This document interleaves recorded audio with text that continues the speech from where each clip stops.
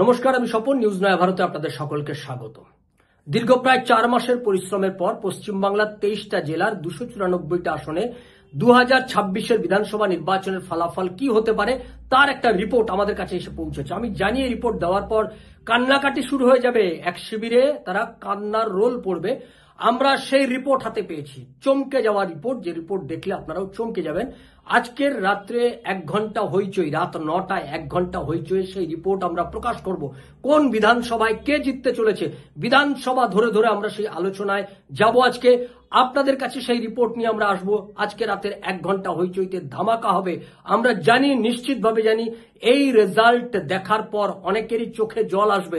আমরা দেখব যে পশ্চিমবাংলায় 2026-এর বিধানসভা নির্বাচনকে কেন্দ্র করে কি ফলাফল হতে চলেছে, কি ইঙ্গিত দিচ্ছে, সেই ইঙ্গিতই আজকে আমরা দিয়ে দেবো। 2026-এর বিধানসভা নির্বাচনকে কেন্দ্র করে বিগত 4 মাস ধরে আমরা গোটা রাজ্যের 23টা জেলায় ঘুরে যে রিপোর্ট বের করতে পেরেছি, সেই রিপোর্ট আপনাদের সামনে আমরা হাজির করব আজকের 1 ঘন্টা হইচই অনুষ্ঠানে। আপনারা অবশ্যই নজর রাখবেন আজকের 1 ঘন্টা হইচই রাত 9টায়। নমস্কার।